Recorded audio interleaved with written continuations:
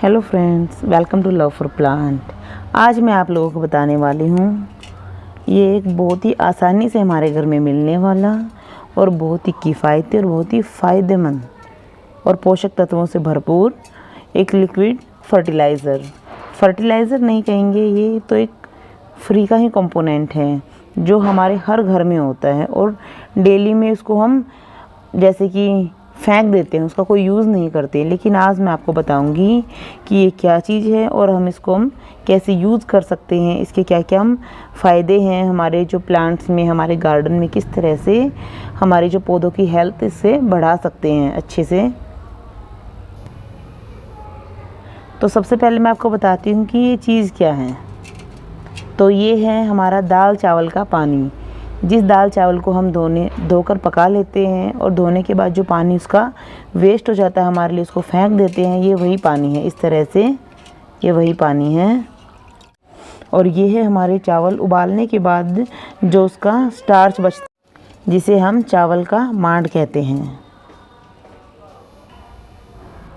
इस पानी को या तो हम डायरेक्टली ही हमारे प्लांट में डाल सकते हैं या फिर हमारे पास जितना पानी है उसको हम इसको डाइल्यूट करके भी डाल सकते हैं। जैसे कि हमने ये 1 गिलास पानी लिया है, 1 गिलास पानी को हम 5 से 6 गिलास पानी और इसमें ऐड करके फिर हमारे सारे प्लांट्स में डाल सकते हैं।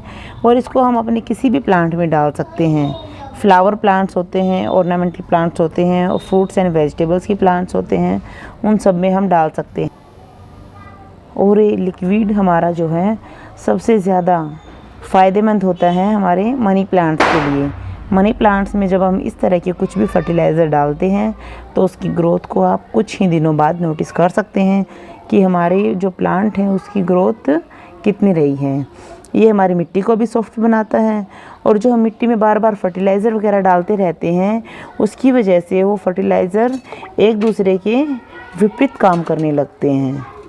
जैसे कि हमने कभी DAP डाल दी, कभी उसमें हमने खाद डाल दी, कभी हम इसमें गोबर खाद डाल दी, कभी हमने उसमें वर्मी कंपोस्ट डाल दी, तो उसके जो कंपोनेंट्स होते हैं वो बहुत टाइम बाद एक दूसरे के विपरीत हो जाते हैं। इससे अगर हम ये डालेंगे कुछ इस तरह का बहुत ही लाइट जो हम फर्टिलाइज़र कह सकते हैं,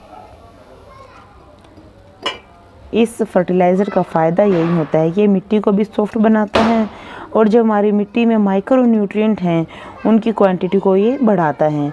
जो हमारे प्लांट में माइक्रो न्यूट्रिएंट होते हैं, मेन उन्हीं का काम रहता है कि उनकी वजह से ही हमारे जो पौधे हैं, हमारे जो प्लांट हैं, उनकी बढ़वार होती रहती है।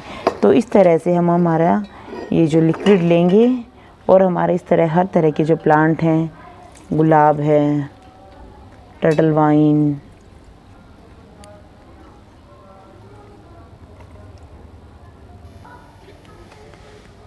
हम यहाँ पर हमारे सिंगोनियम्स, हर तरह के जो फोटोज़ हैं, पोर्चुलाकेरिया आफ्रा, इन सब में हम बहुत ही आसानी से इसको डाल सकते हैं और इसके रिज़ल्ट्स तो हम खुद ही नोटिस करेंगे कि इसका हमारे प्लांट की हेल्थ पर कितना अच्छा इफ़ेक्ट पड़ा है। इस तरह से आप भी आसानी से इसको डाल सकते हैं। कई लोग क्या करते हैं कि जो चावल का मांड होता है उसको फर्मेंट करते हैं। हम इसको फर्मेंट करके भी डाल सकते हैं, लेकिन 3-4 दिन के लिए अगर फर्मेंट हम करते हैं तो हमें इस बात का ध्यान रखना चाहिए कि इसमें कोई भी फंगस वगैरह ना लगे, क्योंकि जब हम किसी चीज़ को फर्मेंट करते हैं तो उसमें फंगस वगैरह लगने के चांसेस बढ़ जाते हैं।